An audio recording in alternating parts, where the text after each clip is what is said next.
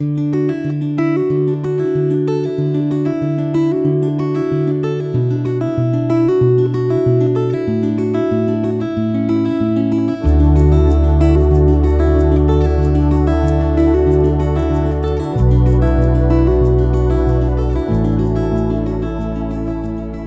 reading begins in 1 Chronicles, chapter 1, starting in verse 1. Adam, Seth, Enosh, Kenan, Mahalalel, Jared, Enoch, Methuselah, Lamech, Noah, Shem, Ham, and Japheth. The sons of Japheth, Gomer, Magog, Madai, Javan, Tubal, Meshech, and Tiraz. The sons of Gomer, Ashkenaz, Diphath, and Togarmah. The sons of Javan, Elisha, Tarshish, Kittim, and Rodanim. The sons of Ham, Cush, Mizraim, Put, and Canaan. The sons of Cush, Seba, Havilah, Sabta, Rama, Sabteka. The sons of Rama, Sheba, and Dedan.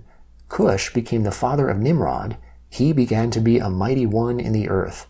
Mizraim became the father of Ludim, Anamim, Lehabim, Naphtuhim, Pathrusim, Casluhim, where the Philistines come from, and Caphtorim.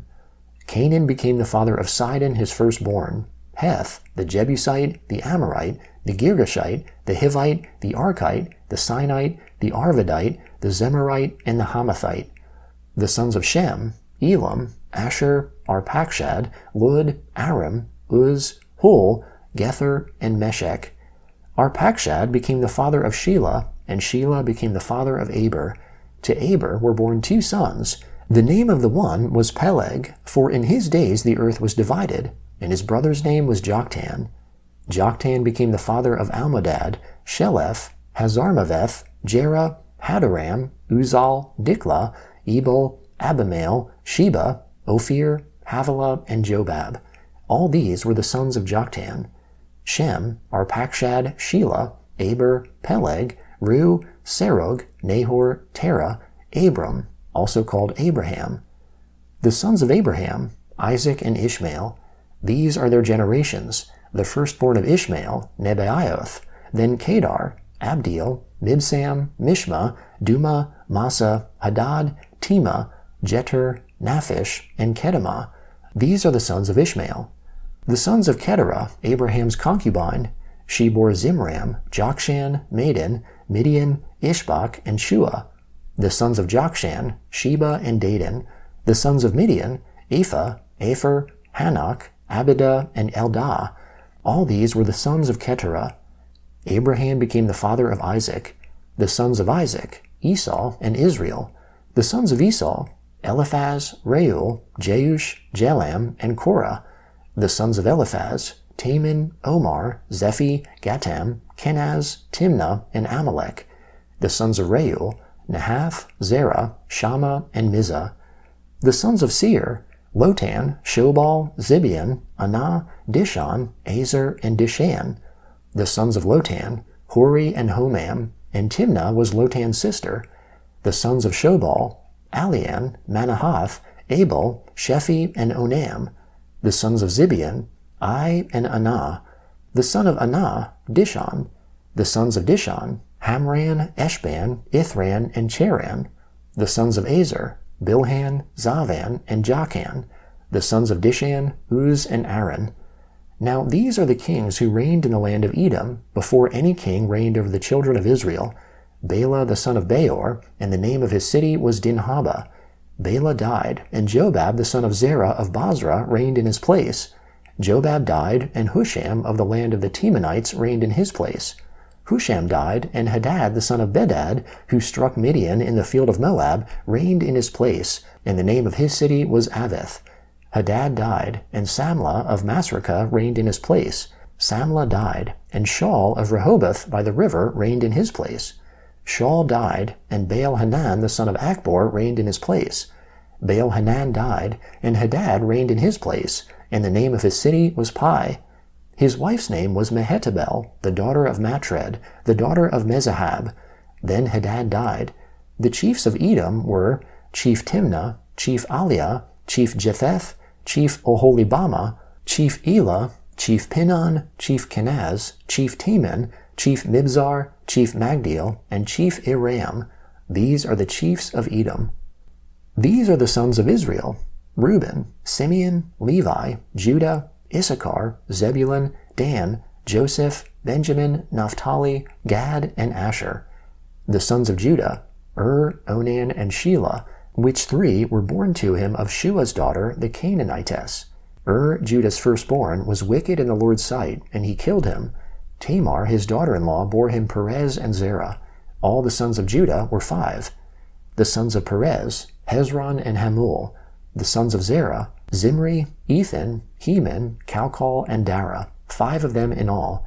The son of Carmi: Achar, the troubler of Israel, who committed a trespass in the devoted thing. The son of Ethan: Azariah. The sons also of Hezron, who were born to him: Jeremiel, Ram, and Chelubai. Ram became the father of Amminadab, and Amminadab became the father of Nahshon, prince of the children of Judah. And Nahshon became the father of Salma, and Salma became the father of Boaz, and Boaz became the father of Obed, and Obed became the father of Jesse, and Jesse became the father of his firstborn Eliab, Abinadab the second, Shimei the third, Nethanel the fourth, Radai the fifth, Ozem the sixth, and David the seventh. And their sisters were Zeruiah and Abigail. The sons of Zeruiah: Abishai, Joab, and Asahel, 3. Abigail bore Amasa, and the father of Amasa was Jether, the Ishmaelite. The Book of Acts, chapter 23, starting in verse 11. The following night the Lord stood by him, that is, Paul, and said, "Cheer up, Paul, for as you have testified about me at Jerusalem, so you must also testify at Rome." When it was day, some of the Jews banded together and bound themselves under a curse, saying that they would neither eat nor drink until they had killed Paul. There were more than 40 people who had made this conspiracy. They came to the chief priests and the elders, and said, "We have bound ourselves under a great curse, to taste nothing until we have killed Paul. Now therefore, you with the council inform the commanding officer that he should bring him down to you tomorrow, as though you were going to judge his case more exactly. We are ready to kill him before he comes near." But Paul's sister's son heard that they were lying in wait, and he came and entered into the barracks, and told Paul. Paul summoned one of the centurions, and said, "Bring this young man to the commanding officer, for he has something to tell him." So he took him and brought him to the commanding officer, and said, "Paul, the prisoner, summoned me, and asked me to bring this young man to you. He has something to tell you."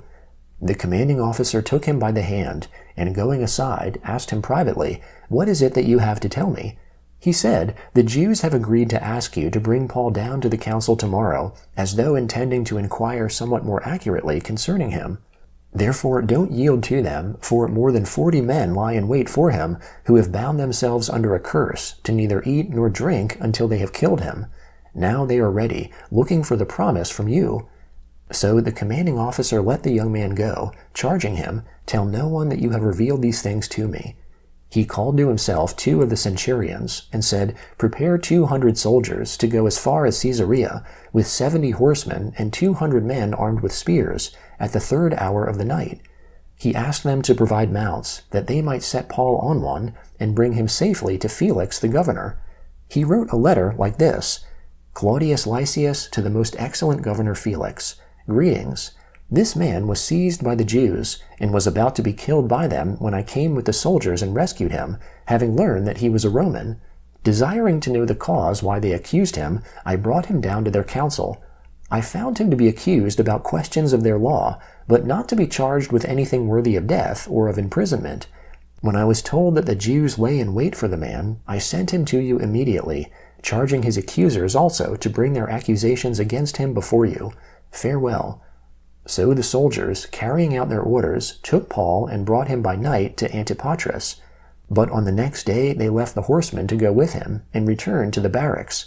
When they came to Caesarea and delivered the letter to the governor, they also presented Paul to him. When the governor had read it, he asked what province he was from. When he understood that he was from Cilicia, he said, "I will hear you fully when your accusers also arrive." He commanded that he be kept in Herod's palace. Psalm 3, starting in verse 1. Lord, how my adversaries have increased. Many are those who rise up against me. Many are those who say of my soul, there is no help for him in God. But you, Lord, are a shield around me, my glory, and the one who lifts up my head. I cry to the Lord with my voice, and he answers me out of his holy hill. I laid myself down and slept. I awakened, for the Lord sustains me. I will not be afraid of tens of thousands of people who have set themselves against me on every side. Arise, Lord, save me, my God, for you have struck all of my enemies on the cheekbone. You have broken the teeth of the wicked. Salvation belongs to the Lord. May your blessing be on your people. Proverbs chapter 18, starting in verse 14. A man's spirit will sustain him in sickness, but a crushed spirit who can bear? The heart of the discerning gets knowledge. The ear of the wise seeks knowledge.